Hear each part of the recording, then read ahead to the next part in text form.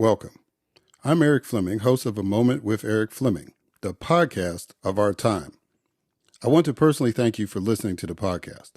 If you like what you're hearing, then I need you to do a few things. First, I need subscribers. I'm on Patreon at patreon.com/A Moment with Eric Fleming. Your subscription allows an independent podcaster like me the freedom to speak truth to power and to expand and improve the show.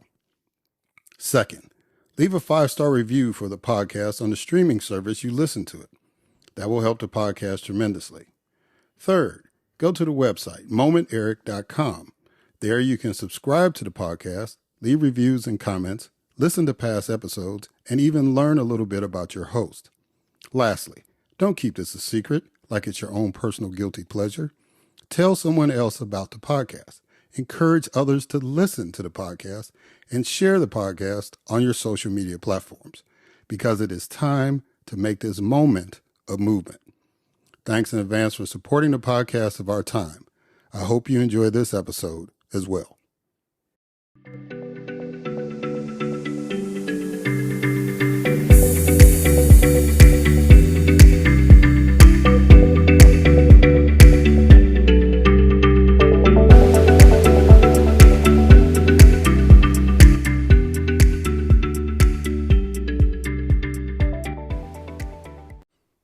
Hello, and welcome to another Moment with Eric Fleming. I am your host, Eric Fleming. Ladies and gentlemen, today is going to be a kickoff for the home stretch toward 2024. I've got a plan for a bunch of great episodes that'll lead us into the new year, and this one is going to kick it off. So before we do that, though, it's time for a moment of news with Grace G.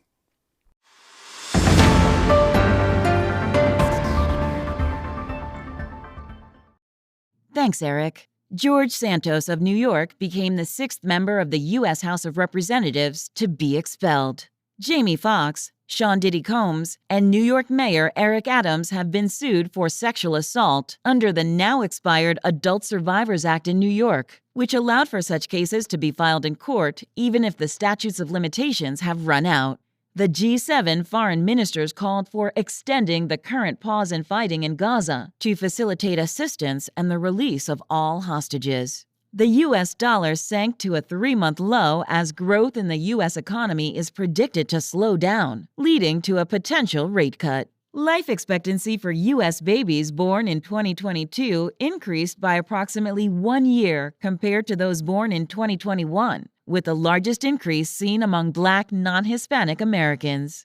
Derek Chauvin, the former police officer convicted of murdering George Floyd, was stabbed and seriously injured in federal prison. A Vermont man pleaded not guilty to charges of shooting and wounding 3 Palestinian college students in Burlington in a suspected hate crime. Hunter Biden, son of President Joe Biden, has offered to testify publicly in the House Republican impeachment inquiry of his father's administration.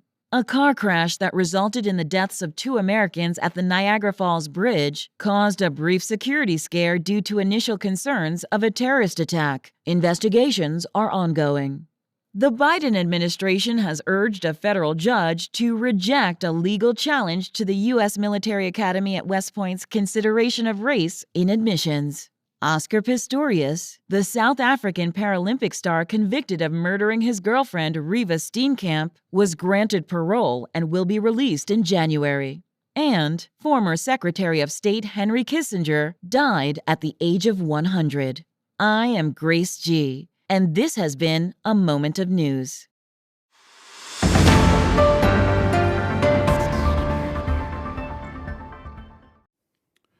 All right, thank you, Grace, for that moment of news. And now, my first guest. It is my distinct honor and privilege to have on this program David Cay Johnston. David Cay Johnston is a best-selling author and Pulitzer Prize-winning investigative reporter who teaches law at Syracuse University College of Law, although he is not a lawyer. Johnston is a past president of the 6,000-member Investigative Reporters and Editors. Johnston's exposés have saved taxpayers more than $250 billion, as officially measured by Congress. He has solved murders and other crimes, exposed spies and foreign agents, and is the only journalist to cause a broadcast chain to shut down after exposing its news manipulations and blackouts. Since becoming a staff writer at the age of 19 at the San Jose Mercury, he has reported for the Detroit Free Press, the Los Angeles Times, the Philadelphia Inquirer, and the New York Times, where his work promoted two presidents to change their tax policies, Congress to pass several laws, and resulted in more than a dozen tax cheats going to prison. His work shut down so many sham tax shelters that he has been called the de facto chief tax enforcement officer of the United States. He lives in Rochester, New York with his wife and is the father of 8 grown children. Ladies and gentlemen, again, it is my distinct honor and privilege to have as a guest on this podcast, David Cay Johnston.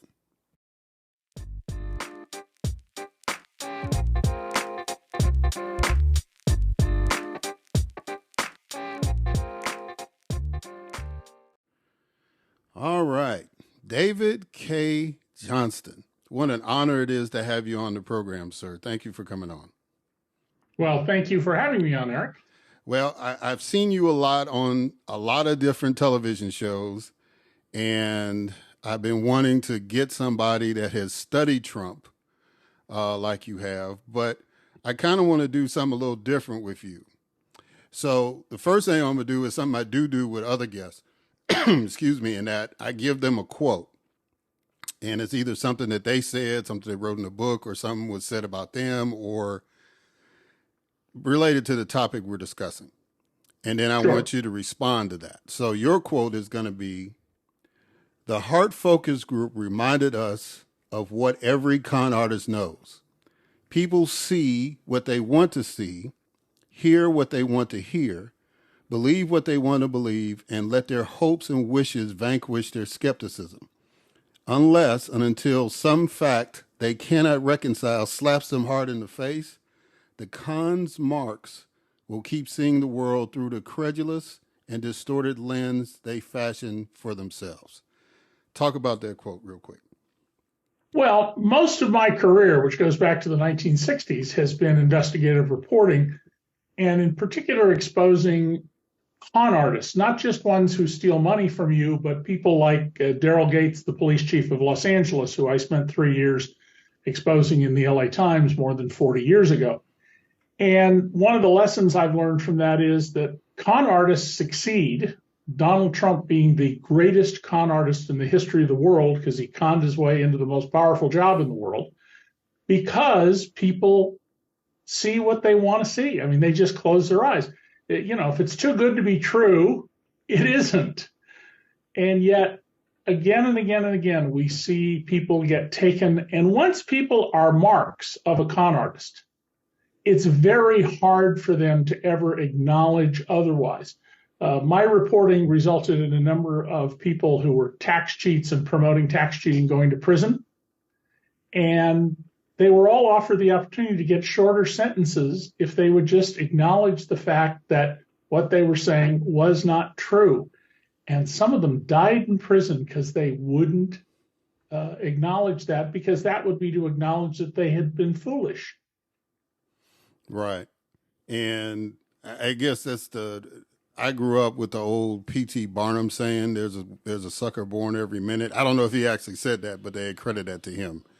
Right. Well, when I was a boy growing up in Santa Cruz, California, my father, who had grown up in New Orleans, sent me there in the summer of '63 with instructions that it was okay to be in the faces of my aunts and uncles about racism. And I, being in California, didn't really understand the South until I got there and was shocked. And what I couldn't believe is I would see my relatives engage in discriminatory behavior, and I would point it out, and they would say, "What are you talking about? There's no racism. That's just something you Yankees made up out of whole cloth. It doesn't exist."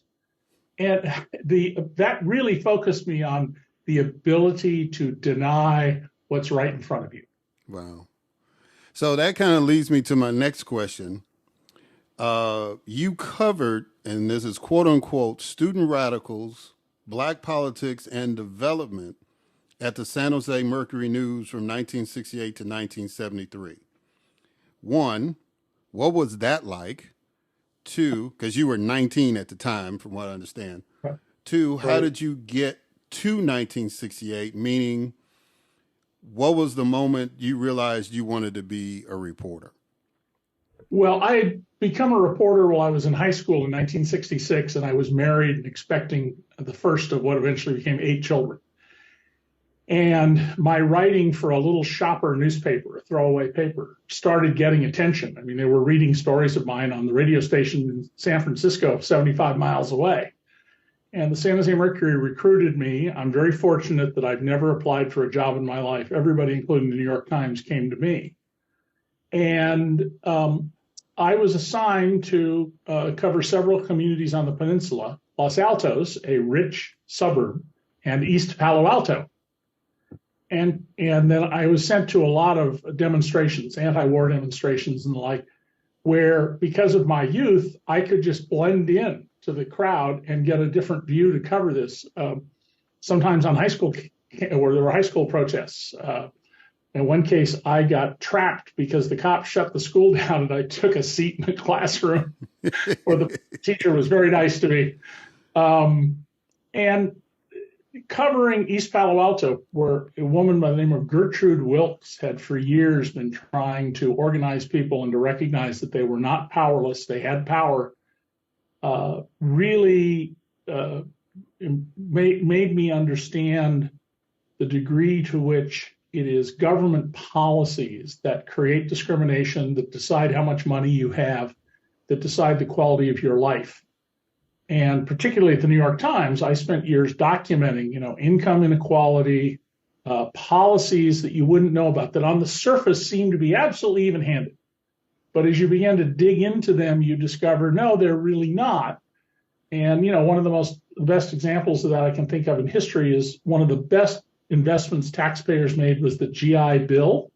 Right. I went to school under it because I'm technically a war orphan. My dad was a 100% disabled veteran of the war, so I got benefits to go under the GI Bill to college. Almost no black soldiers or sailors were able to get GI Bill money because the system was set up to undermine the seeming fair, even-handed rules at the top. And I've been writing about this stuff like this my whole career. And I will tell you, even among supposedly liberal journalists, liberal editors, it's sometimes hard for them to see that because they want to say, oh, yeah, things are bad over here. But when you tell them, yeah, here's how the system actually works, not the way we've been describing it routinely, not just the place I was working at, but everybody, it's like, well, I never heard that. And I go, yeah, that's what I'm in the business of. It's called news. Right. What you didn't know. So it was absolutely fascinating. One day when I was running the Redwood City, the Peninsula Bureau of the San Jose Mercury, the San Mateo County Public Health Director came to me. And he said, I want you to look at this new form from the Reagan administration. Ronald Reagan was governor of California, to apply for welfare. And it had a box that said, you must list all assets as required on this form. No attachments are allowed. And then it had a 1 by 1 inch box. And the first thing it said was list all private aircraft, yachts, and something else. The next box, the same size, said list all household appliances, i.e. refrigerators. How are you going to put a date acquired and purchase price? How are you going to put that in a 1 inch box? Right. They made it a crime to apply for welfare. And this was so just blatantly obvious once you looked at the form. But understand that almost all journalism, everything but investigative reporting, is an accurate recitation of what sources told the journalist. If the New York Times or the Keokuk, Iowa, whatever it's called, tells you that the mayor or the president said X yesterday, you can go check the record. That's what he'll have said. It'll be absolutely accurate. But That's the official version of events. And the official version of events is never the correct version of events. You have to have the unofficial versions, plural, of events. And secondly, many times I read stories in the Wall Street Journal, a financial newspaper, where it's clear to me, not when I was young, but at this age, and I'm going to be 75 years old in a few days, that the reporter who's written a totally readable piece doesn't really know what they're writing about. They just know what their sources have told them. And this is the great flaw in American journalism, in fact, journalism all over the world, and readers can correct for that. Readers need to understand, okay, I'm getting the straight dope on the official version of events. If it's a quality paper, I'll get some of the unofficial version, critics and other sources who've tied facts down. But this is the way everybody sort of thinks the world operates, and it may not have much to do with the reality of how it operates. And once you put on that lens and you have some skepticism, you're fine. Unfortunately, with the rise of the internet and crowdsourcing, you have people who will pick out this little detail or that one as if a news story, often written in half an hour or 45 minutes on deadline, is a deeply researched book someone spent 10 years learning about. So, in other words, you acquired the skill to read between the lines, and congratulations in advance on 75 years. That's an achievement. So how did you evolve from to become one of the preeminent journalists dealing with taxes and economics? How did that happen? Well, I was always, even as a child, interested in power dynamics. Who has power? Who uses it? I write all the time saying, don't be a cynic. Cynicism only helps the people who want to hurt you. But I do have a somewhat cynical phrase I use, which is from observing people with power. And that is, what's the point of acquiring power if you can't abuse it? So, police chiefs in small towns, they'll arrest your kids, but they'll make sure when their kid gets arrested for drunk driving that the officers under them take their kid home. That kind of thing at a very low level. It goes all the way up from there. And very early on, my career took off with writing about taxes. This little shopper newspaper, the kind they used to throw on everybody's doorstep, sent me to cover the school board. And one day they gave out a press release, which the local paper, the Santa Cruz Sentinel, dutifully reported as written. Next year, Santa Cruz Unified School District homeowners will see their property taxes go up. On the average home, were $34,211, which tells you this is 56 years ago.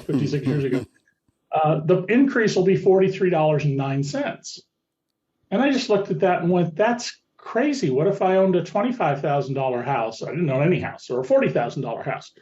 So I turned the press release over and used long division to calculate how much money it was and wrote, next year, for every $1,000 the government says your house is worth, you'll pay X dollars more. I think it was $1.40 per $1,000. And of course, if you know what it is per $1,000, anybody can figure out what their cost is.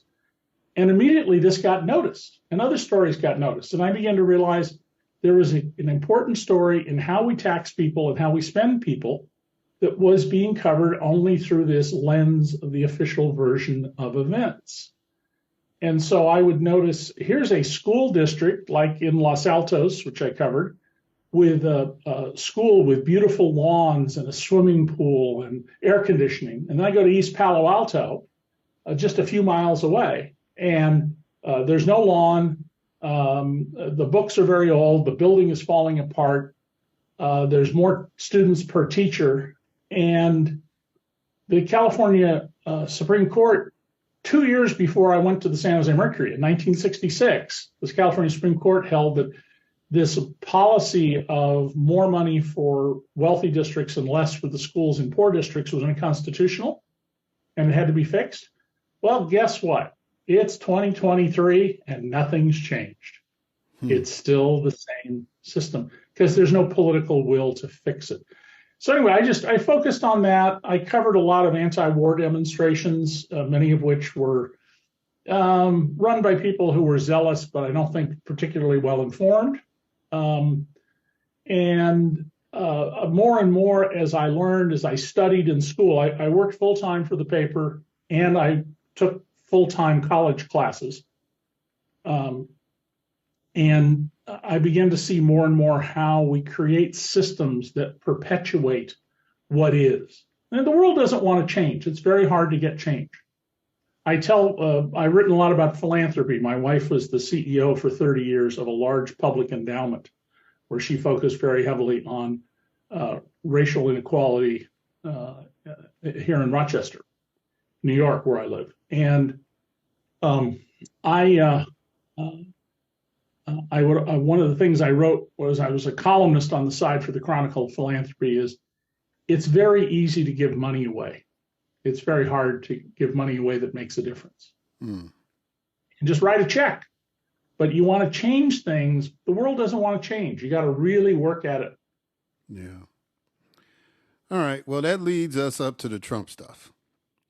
Mm-hmm. When did you start covering Trump and why? Now, I think you kind of answered that a little bit when you started talking about you were attracted to power dynamics, but kind of go into detail. What fascinated you about Well, this there's a guy? little bit of Eric, there's a little bit of a backstory to this. I was at the LA Times and I spent 3 years exposing the LAPD. I was the first reporter to seriously examine them.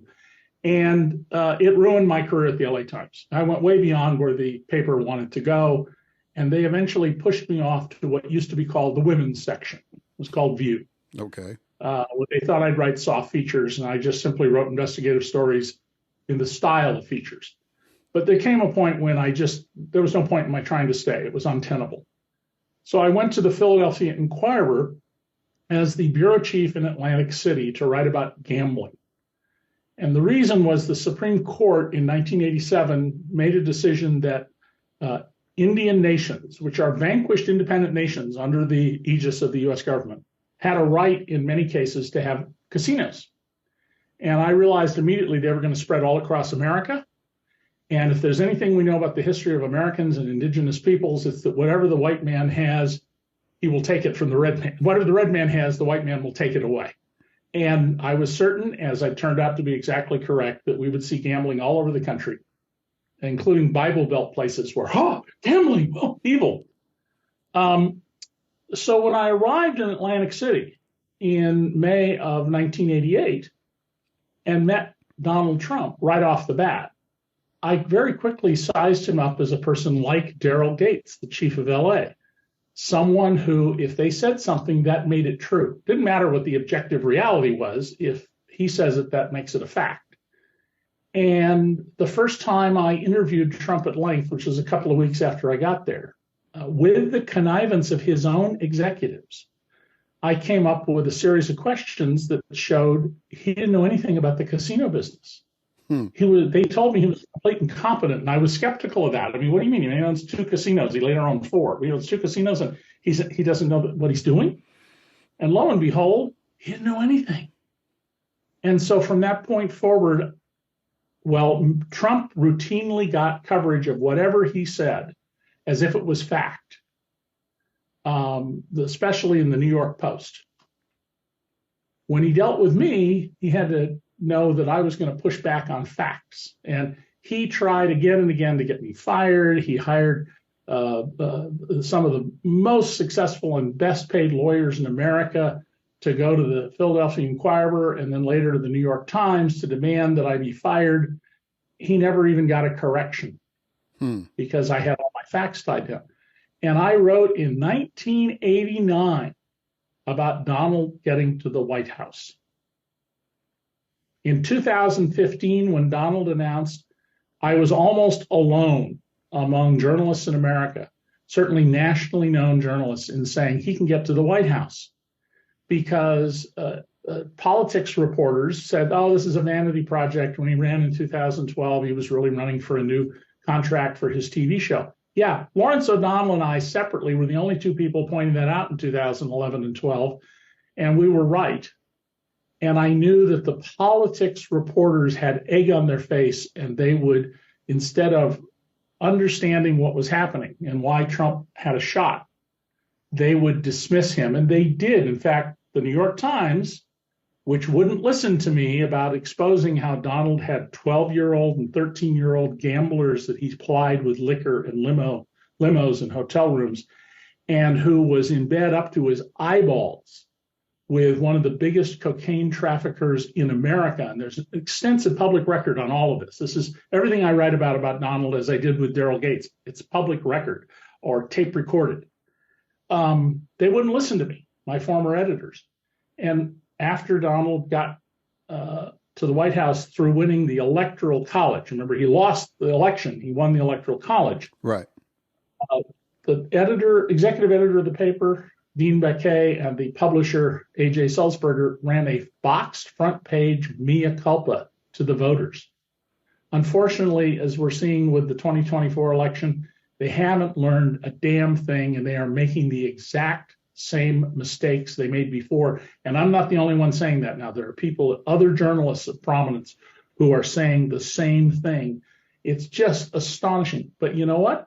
The world doesn't want to change. Convention rules. So what about him makes him so fascinating that people will follow and support him no matter what? Well, there are three groups that follow Donald, okay? First and foremost are the economic 90%. They were worse off in 2016 than they were in 1973.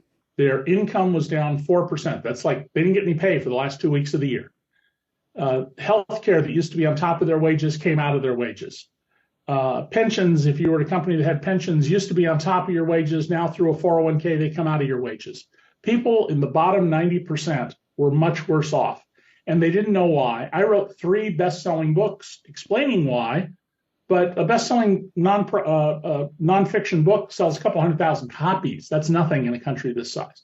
But they didn't understand why was Dad and Grandpa better off than I am. Secondly, there are all the people who hate the civil rights movement. I mean, we literally have people going around today saying we need to reinstitute slavery. Right. It is not hard to find those folks. And Donald Trump gave them permission to spout their racism, their misogyny, their hatred. And so that's the second group. And the third group are these fake Christians, people whose religious beliefs are antithetical to the Bible, but claim to be Christians. And Donald, who calls himself a savior, that's his word, not mine. Right. I alone can save you. Donald has, in one of his books, spent 6 pages calling Christians fools, idiots, and schmucks. And he has said repeatedly, including recently, that his life philosophy is one word: revenge. Revenge is completely rejected in the New Testament. You cannot be a Christian and believe in revenge. So these Christians come to him, and I've asked people who say they support him for that reason, and I get 1 of 2 answers. Either, oh, I didn't know that, or I don't believe that. Or, well, you know, God works in mysterious ways. I mean, after all, God gave us Hitler, so we would appreciate what happened to the Jews. I mean, that is such crazy thinking. I don't know what to do about it. Those 3 groups, the 90%, the people who hate the civil rights movement, and the fake Christians, they overlap very heavily. They are not a majority of Americans. They are maybe a third of Americans, somewhere in that range, a third, maybe 40%. The problem is, under the Electoral College, Wyoming, with 500,000, 600,000 people, gets 3 votes in the Electoral College. Right. California, with 40 million people, only gets 55 votes, I believe it is. Right. And the Midwest states and the southern states, with their smaller populations, can decide who's president against the will of the people. Yeah. And that's a whole other discussion we need to have about the Electoral College. What should Americans know about Trump that they may not get? I mean, it's been a lot of information. He's put himself out there, but what's the one thing that people don't seem to understand about him? Donald Trump doesn't know anything, doesn't have any moral core of any kind. And as a result, he will do anything that is the spur of the moment of interest to him. We know that he's given away deep national security secrets to an Australian businessman. And if you think that's the only time he did that, you're just being naive. Donald Trump is a threat to our national security. Just a couple of weeks after becoming president, unannounced, he met in the Oval Office with the Russian Foreign Minister, Sergei Lavrov, and their ambassador, Sergei Kislyak, and a TASS, quote unquote, news photographer whose gadget bag had God only knows what kind of electronic surveillance equipment in it. And we learned right after that meeting, which only became public because of the Russians, that he had given them our most closely guarded secrets called sources and methods. How did we learn that? From who did we get it? And almost immediately, articles appeared in a bunch of countries around the world where the national security apparatus there said to journalists, we're not going to share stuff so much with the U.S. anymore. We don't trust them. And we know that there are people who disappeared right after this. Right. So I think the most important thing people need to know is that Donald Trump has committed national security crimes for which we'll never prosecute him, because to do so would further endanger our national security. So prosecuting him more would put us more under a threat. Yeah, because once you prosecute him, he gets the right of discovery, and he gets to say, well, what was the source, or what was the method by which we discovered this fact? And we're not going to do that. It was not long after that meeting that Russian state television, remember in Russia, there's no journalism, there's only state television and state newspapers. TV, there's a meeting going on in a government building, standard meeting, bunch of guys in suits sitting around a conference table. And all of a sudden, the doors burst open. A bunch of big guys in suits come in with a TV camera following. They throw a bag over the head of a guy, and he leaves. It's been widely reported by people who cover national security, which is not my field to cover, that this person who's never been heard from again was believed to have been one of the most valuable sources that we had inside the Kremlin. And the implication of that is that Trump outed this guy, that Trump told this Australian businessman about secrets involving our submarines, which we have, you and I and everybody listening, we have spent enormous sums of money, tens, probably hundreds of billions of dollars since the Cold War, learning how to make submarines truly silent, especially the way the propellers are milled. And Trump gives away this information to this guy in Australia? There is no muffler on this man. There is no integrity in this man. I mean, contrast his blabbermouth with the night in 2011 of the Gridiron Dinner, where Barack Obama made fun of Donald Trump. I'm glad I don't have the weighty decisions he does, like whether to fire Meatloaf, which infuriated Donald. And what was going on right then? That was when Obama was setting in motion the Osama bin Laden capture, which ended up in his death, unsurprisingly. But you wouldn't know that from watching him. He was as calm as could be. Donald is the exact opposite. Here we had a president who had an elegant mind, wrote beautifully, is deeply thoughtful, and an actual expert on nuclear weapons. Replaced by a guy who says, I'm the world's greatest expert on 23 subjects. And then his own words show he didn't know a damn thing about these things, particularly tax policy, which I'm a recognized worldwide expert on. So Donald it's not just that he's a fraud and a con artist. It's that he is an active threat to our safety. So that partially answers my final question, but I want you to kind of tie it up.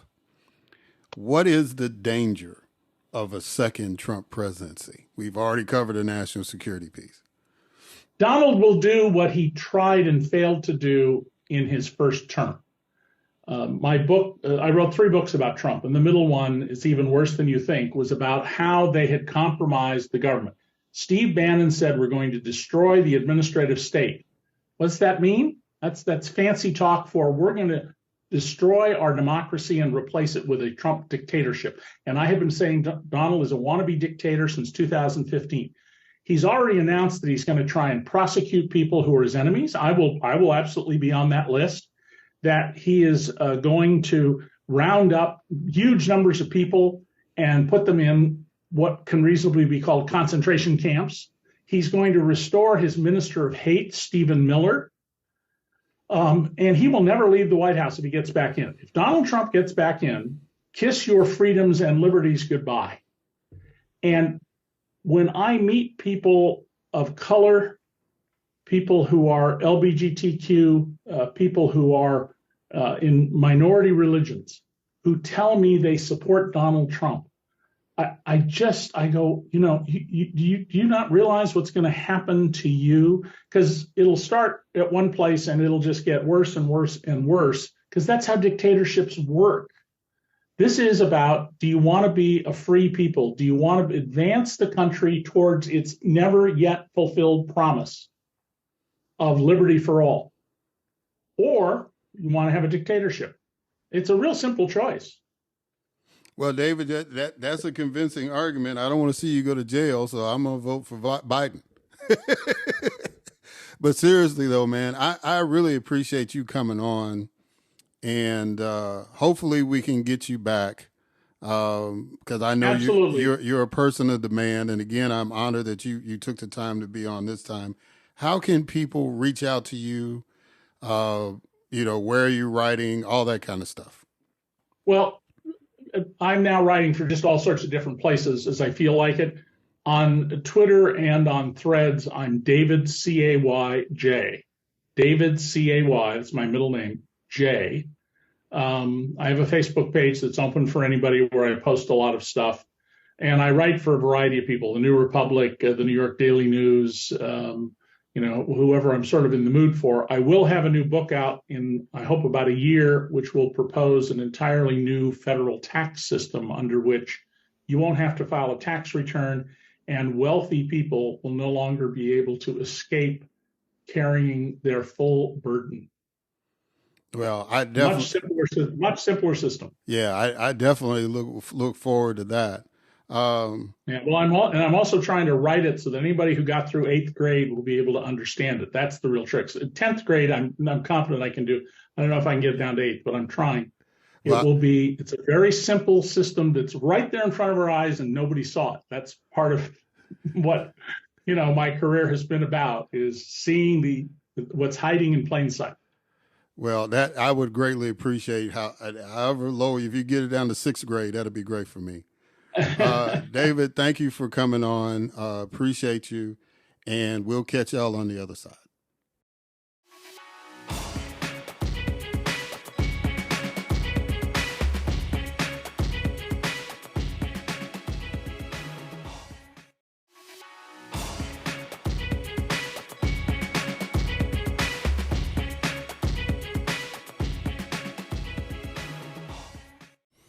All right. And so we are back.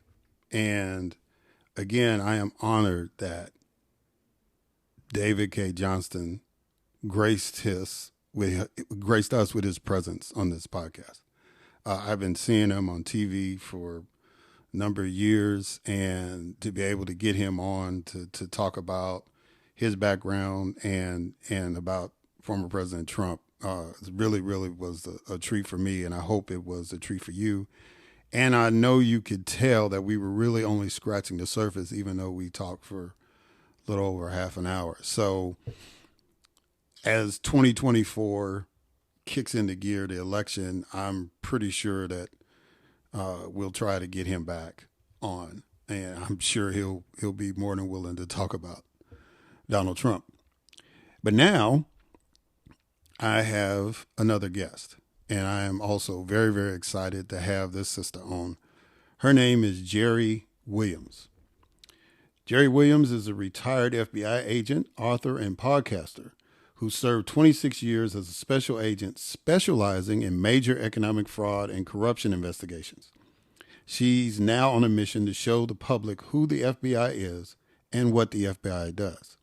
In 2021, the FBI Agents Association recognized Jerri as their G-Man honors Distinguished Service honoree for sharing FBI stories through her books, blog, and true crime podcast, FBI Retired Case File Review. Her podcast has over 300 episodes and nearly 10 million downloads. Jerri has also written 4 books. She calls on her professional encounters with scams and schemers to write police procedurals inspired by true crime FBI cases in her Philadelphia FBI Corruption Squad crime fiction series. Her FBI for Armchair Detectives nonfiction series enables readers to discover who the FBI is and what the FBI does by debunking misconceptions about the FBI found in books, TV, and movies.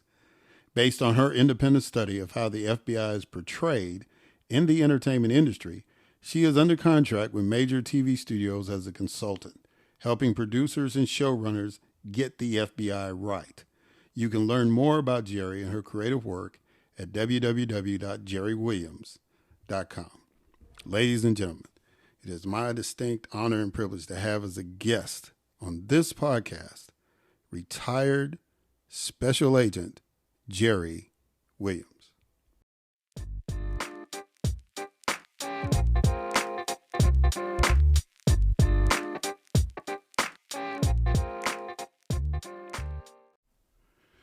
All right. Retired Special Agent Jerri Williams. How you doing, sister? You doing good? I am doing absolutely fantastic. Thank you for having me on your show. Well, it is an honor for me to have one of the best podcasters out there on my show. I've listened to your program and it's very, very informative. Hopefully I will get there. But again, I want... Yeah, we all start from the same place. Yes, ma'am. So what I normally do with my guests, if I can, is I try to find a quote that fits them and then let them respond to it. And that's kind of like how I kick off the podcast. So here is your quote. I do solemnly swear that I will support and defend the Constitution of the United States against all enemies, foreign and domestic, that I will bear true faith and allegiance to the same, that I take this obligation freely without any mental reservation or purpose of evasion, and that I will well and faithfully discharge the duties of the office on which I am about to enter. So help me God. What does that quote mean to you? Yeah, I remember that well. Well, of course, that's our oath of allegiance. You know, we swear to that as federal law enforcement officers. I did so at my graduation at the FBI Academy, and I lived by that I lived by that professionally for 26 years, but I continued to understand the importance of those words even today. So one thing I learned from your podcast is that at Quantico, all the recruits are asked a particular question.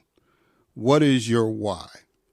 So what was your why to join the FBI? Well, I got to be honest with you, and I always am.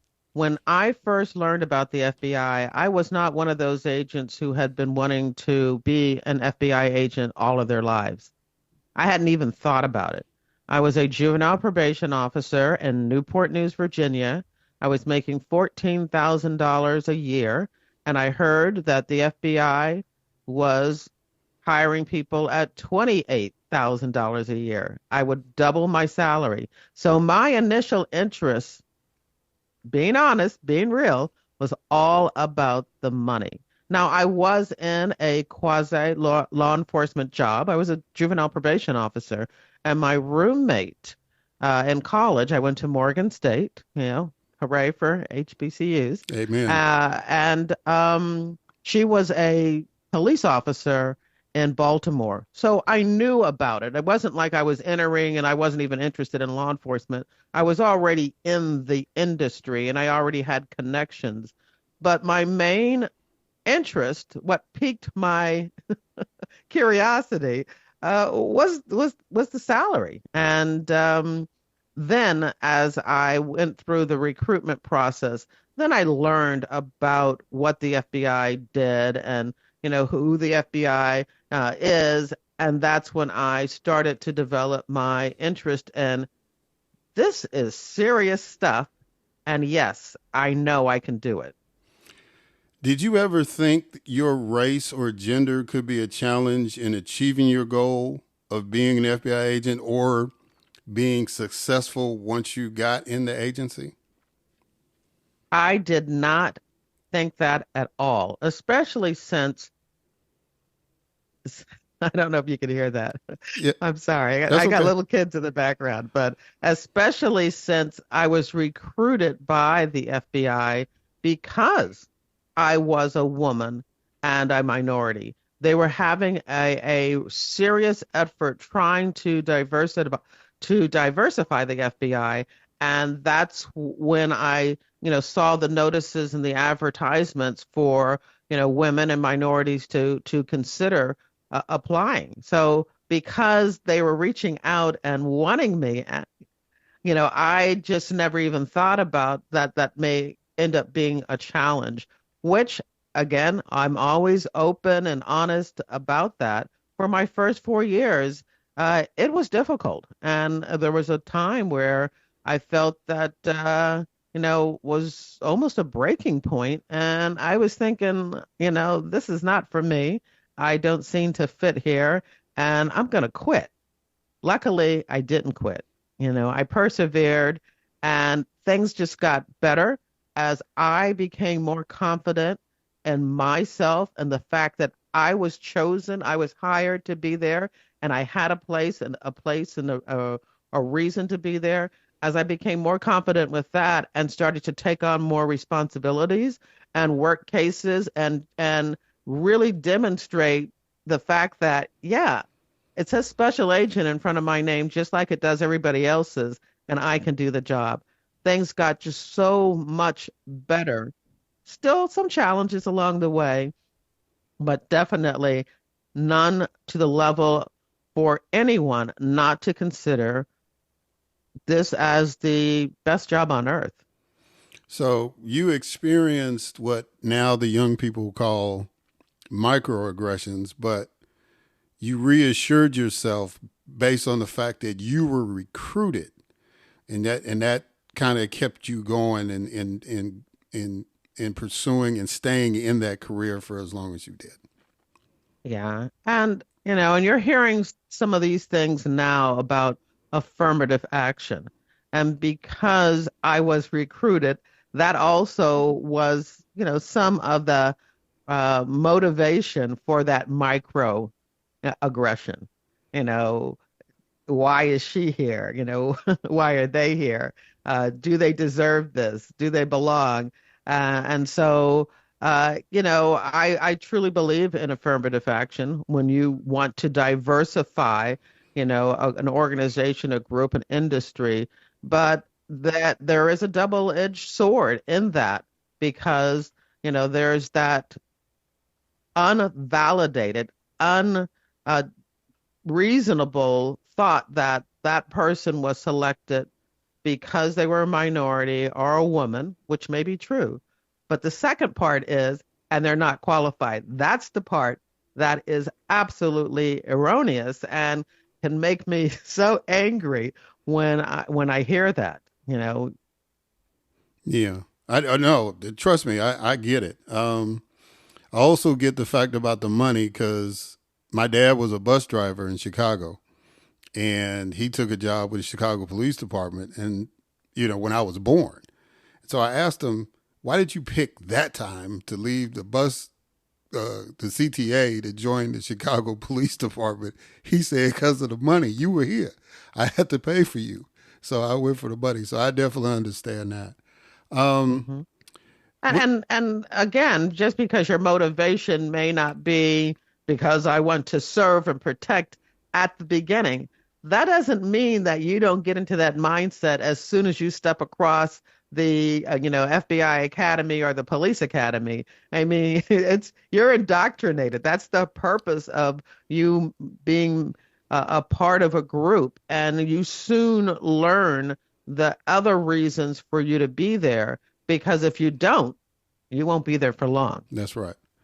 When you learn the history of the FBI as it relates to how the organization investigated black civil rights leaders and organizations, how did that make you feel as an African American serving in that organization? What kind of went through your mind as knowing how the organization investigates, right?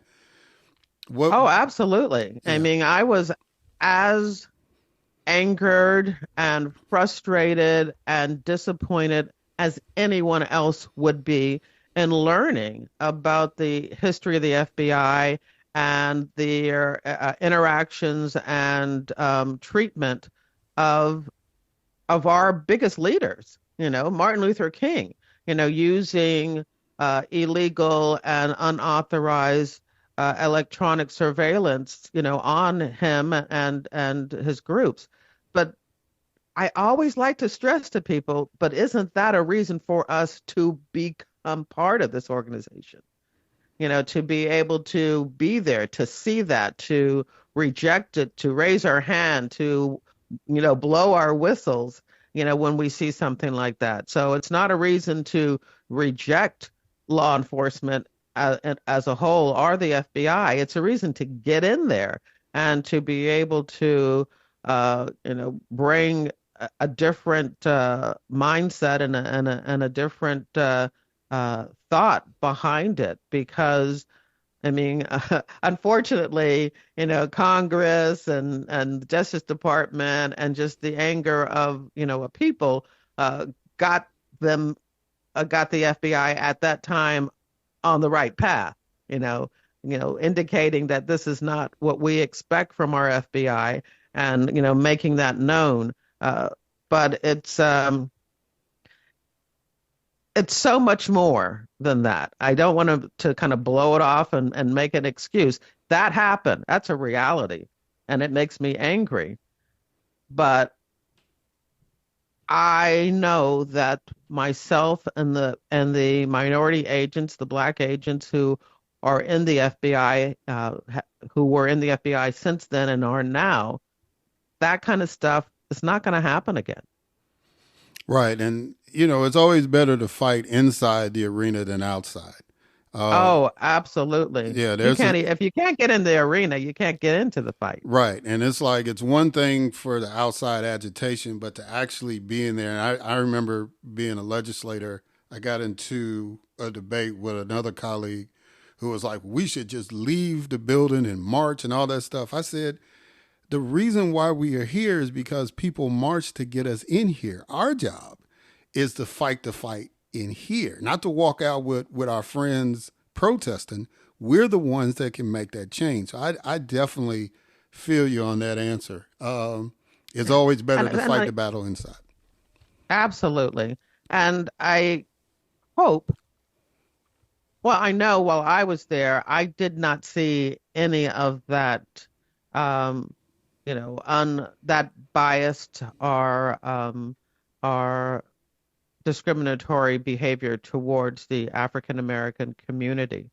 I mean, I think a lot of times when people think about the FBI and the work that is done, I mean, how many communities have they made safer because they've come in and taken out those people that were harming and bringing violence to our communities. And that's kind of what I like to stress, is all of the good work. Yeah, there was something in the past. And, when you learn about the whole history of African Americans and the FBI, it started with agents that were brought in as undercover against what was called, subversive groups like Marcus Garvey, to be undercover. So that started that way. But definitely it has evolved into where some of the FBI's most prominent leaders, the top brass managers, are African Americans. So I'm very proud of that history and of the work that we've done in the communities. Yeah, I had the privilege of, when I was with Fulton County, working under a former special agent in charge, Ted Jackson. Oh Um, yeah, yes, and I Ted. yeah, so I definitely can relate to what you're saying there. And in Mississippi, I forget the brother's name when I left. That was the special agent in charge. So you definitely see African Americans in leadership. And that kind of leads me to my next question. What is the biggest misconception about the FBI? And would you say that misconception is historical or something that has recently come up? I would say the biggest misconception is that we don't work well with others. We don't play well with others. You see that all the time. It's a cliche on TV shows and movies where, law enforcement's there and the FBI comes in and takes over and takes charge. That is so not the case. I mean, the FBI has developed really unbelievable relationships and partnerships and task force. Every FBI office has several task force where they actually have law enforcement, whether they're state, local, federal, other federal agencies, in their office, sitting there next to agents, partnering up on cases. We even pay for the law enforcement officers overtime, and they provide them with, vehicles to use. They have access to our computer systems and all of our technology, and they have security clearance, high level security clearances like the FBI agents. And so that whole thing about us coming in, we already know can't come into a situation and introduce ourselves and take control. We already know those people. We're already working with them when a crisis, like a mass shooting occurs. We know these people. Yeah, and that's very serious that you're talking about. But in my mind, and I've seen it a lot on these cop shows and all this stuff, but the one that stands out to me, which was hilarious, was the first Die Hard movie. Al, you remember that? It was like, I'm Special Agent Johnson, absolutely. and this is Special Agent Johnson, and we're taking over from here. That is something that the Hollywood. The line is that the detective introduces himself. He says, "I'm so and so, and I'm in charge." And the FBI agent looks at him and says, "Not anymore." That's right. Yeah. So, that's kind of a funny take on it, but that's something that Hollywood has kind of perpetuated. And I know that on your podcast, you highlight either current special agents or retired agents that work with Hollywood now to kind of correct that misconception. Right. And I'm doing that too. I've got a wonderful side gig as a TV consultant on J.J. Abrams and LaToya Morgan's newest TV show called Duster, which is going to be on Max very soon. So it's a lot of fun helping to correct those myths and misconceptions. And as you know, I have a whole book about that. That's right. And we're going to give you a chance to brag about all that stuff at the end.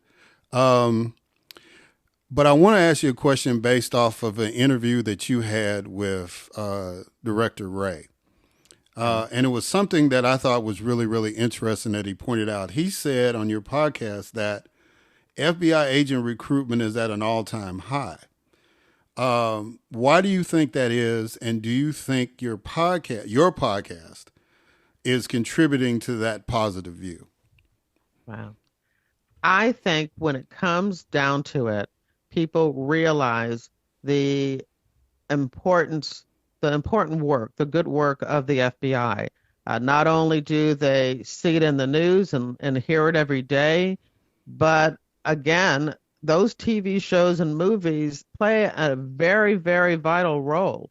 And, on CBS now on Tuesdays, you got a whole FBI evening, of the FBI Most Wanted, and FBI International, and FBI True.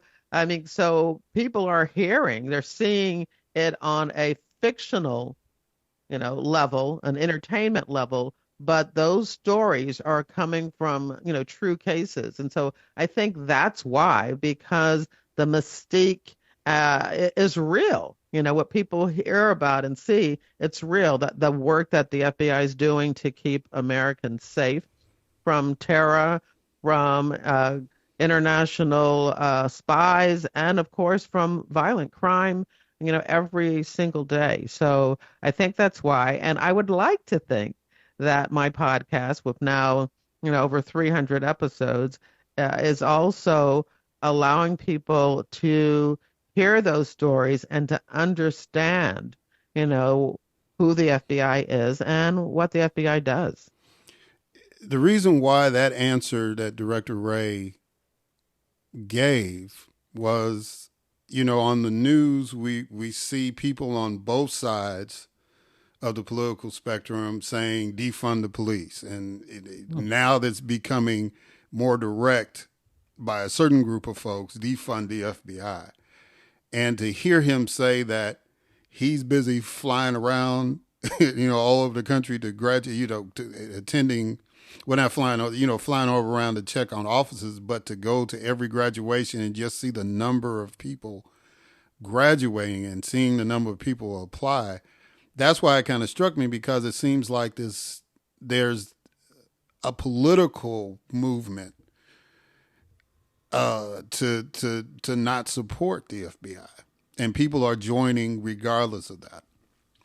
Absolutely, because they see through the BS, if I may use that term. They see through it because there's always a alternative motive. There's a motive. There's and it's all self-serving and political to make those statements. But the reality is, if one of those political leaders who are saying defund the FBI, is kidnapped, or somebody breaks into their home and threatens, a terrorist act, or, something happens to a family member, the first thing they're going to do is pick up the phone and call the FBI.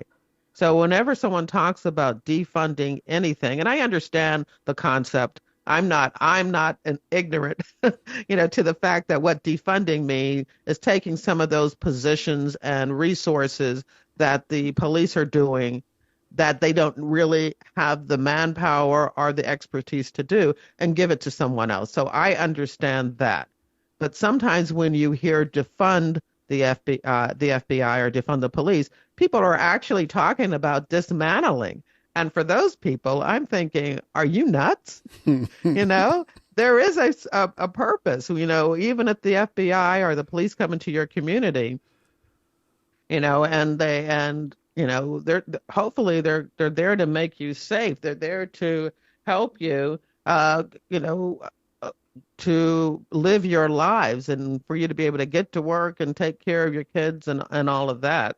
So I definitely want to push back, on that concept. We need law enforcement. We just need it to be better. We just need it to be equal. We just need it to be for everyone. We just need it to be respectful of everyone.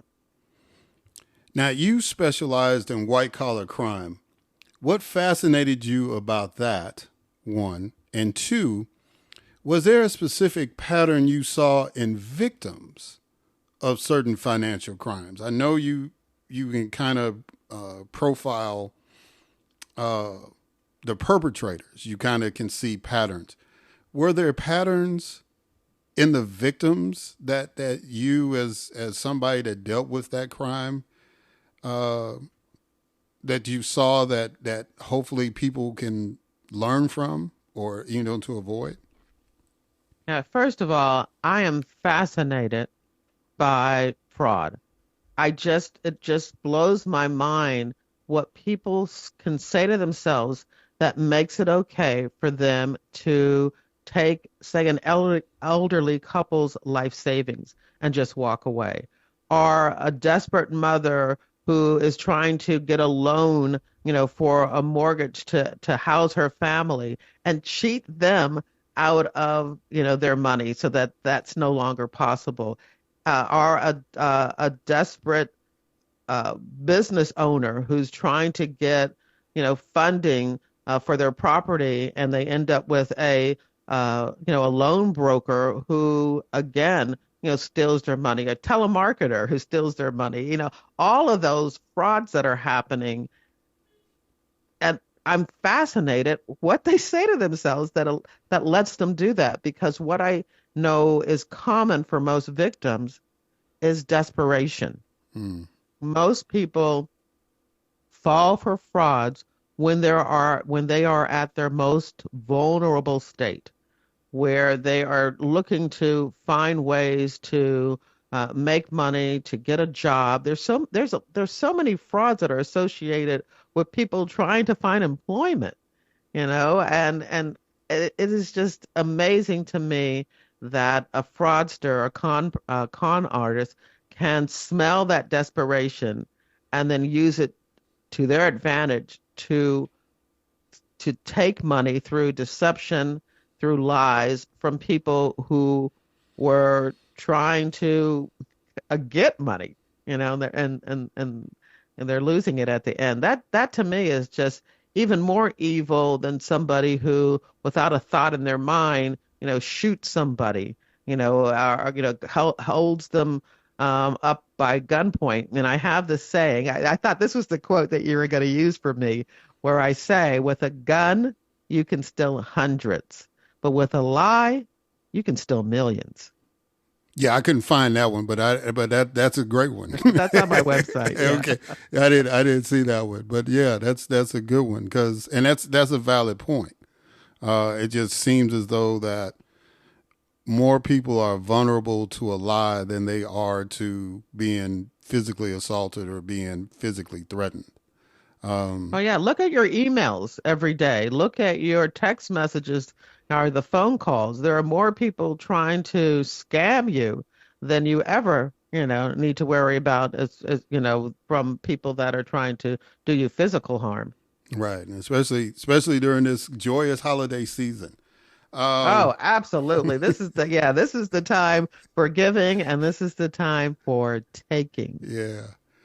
What should the general public know about the FBI? Because I think, I grew up, Elliot Ness and Ephraim Zimbalist Jr., that show. And, and again, we've heard the political rhetoric and all this stuff, and now you've got the news shows. What is the thing that the general public should know about the FBI and its duties and its role? Well, first of all, there's over 300 violations that the FBI is responsible for. So there's no other federal law enforcement agency that has that wide responsibility. I mean, DEA, you associate them with, of course, drug enforcement. IRS, you associate them with taxes, and crimes involving taxes. Secret Service with currency and counterfeiting and things like that. But the FBI has the postal inspectors with mail fraud. The FBI has those responsibilities. Homeland Security with terrorism. Again, FBI has all of those responsibilities plus so much more. So the FBI, I'm going to use this as a recruiting opportunity too, All right. because we have less than around 5% of FBI agents are African American. It's been that way when I came in, and it's still that. No, when I came in, it was like 2%, or 3%. So it's increased a little bit, but 5%, that's it. 1% are African American females. And so what I like to tell people, if you want a job that has variety and is different every single day, the FBI is something you should seriously consider. And just to tie in with some of the other stuff real quick, you said that y'all have similar responsibilities to other agencies because of what's been going on with ATF. Have y'all kind of taken more of a role in dealing with some of those? Well, I say y'all because I know you're retired, but the FBI have they taken more of a role in dealing with stuff that the ATF would normally handle? or is it still kind of in their purview to deal with firearms and alcohol, tobacco, all that stuff? Well, again, that is the main focus of ATF, but the FBI and our databases, we are the ones, the FBI are responsible for the actual um, uh, clearances that allow people to obtain or get a firearms license. So yeah, we're still involved in those activities.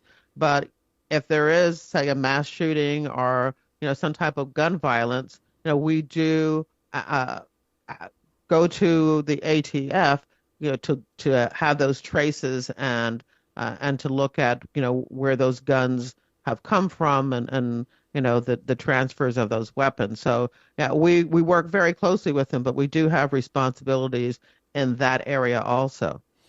All right. So final question, and this is a hypothetical. Okay. President Biden, Mr. Ray, after his 10 years, he said, you know what, it's been fun, I'm out. And President Biden calls you and appoints you to be the director of the FBI, and you accept it. All right. What if you? This is really hypothetical. Yeah, I know. That's why I had to classify that. What would be your first priority if you were given that opportunity? What do you think would take the FBI in a different direction? Because you can always improve on what you got. So what would be your first priority? It sounds like you kind of talked about it already with the recruitment pitch, but go ahead. Right. Well, definitely that would be one, but even at a higher level, it would be perception. Because as a former FBI spokesperson, I did that for 5 years at the very end of my career. I understand how important it is for public perception, public tie-in. Because what most people know about the FBI, they get from books, TV, and movies. They've never met an FBI agent. They know what they hear on the news. And so when somebody is coming to your door or calling you on the phone, your ideas of what your expectations have to do with those interactions. And so I would get out more and speak for the FBI ourselves. So when you hear these innuendos and these ridiculous allegations, and I would be more forward facing and putting my hand up and saying, wait a minute, that's ridiculous. Let me tell you what's really going on. Now, of course, the other agencies or groups or people or organizations who are spreading this stuff, don't have to listen, but at least the American people have your side of it. I don't know if we push back enough on some of these ridiculous things. And I think it's important to get out in front of it and let people know the truth and prove it, show it. Well, that sounds pretty good. It sounds like you might be able to handle the job if you get the call. I'm just saying. Hey, guess what? I don't want it. I'm retired, and it's so nice not having to work anymore, to do what I want to do when I want to do it. So I'm taking my name out of the hat. Okay. Amen.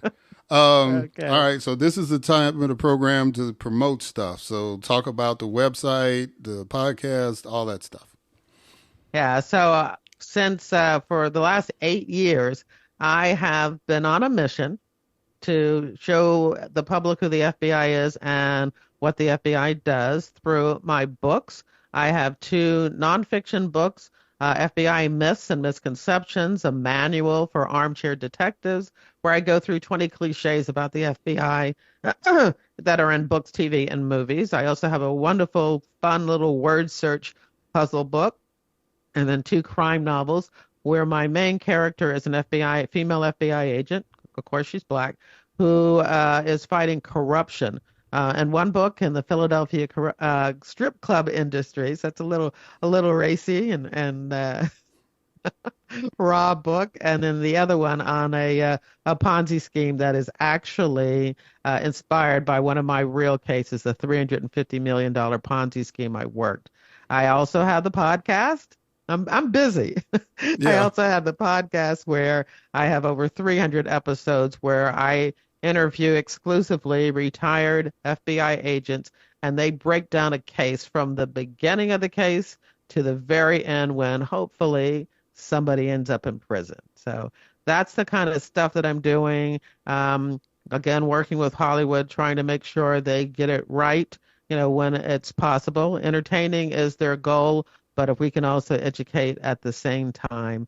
And all of that is packaged on my website at jerriwilliams.com. And that's JERRI Williams.com.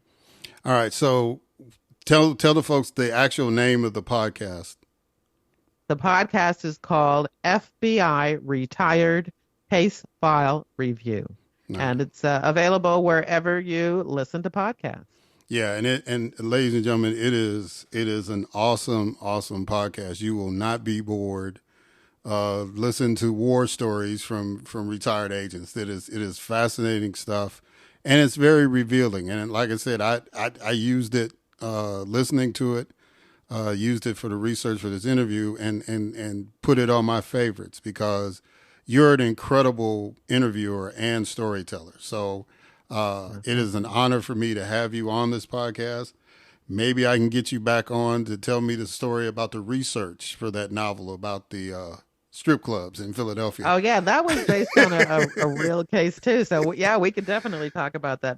But I do want to give your listeners 2 recommendations. I have 2 episodes on just the history of African Americans in the FBI, and that is episode 186 with John Glover, who was the second in charge at the FBI for a period of time, and he talks about the FBI's 100th anniversary of African American special agents, and then episode 207, which is with my mentor, Wayne, special agent in charge Wayne Davis, who is in charge of the Philadelphia division, and he talks about Director Hoover, his personal interactions with Director Hoover and FBI diversity. So episode 186 and episode 207. I definitely recommend for anyone interested in learning more about the FBI, African Americans, and diversity. Well, Jerri Williams, thank you so much again for coming on this podcast. I greatly appreciate it, and I hope people have gotten, well, at least my listeners have a better understanding of FBI because of your appearance. Thank you again. Thank you. All right, guys, and we're going to catch y'all on the other side.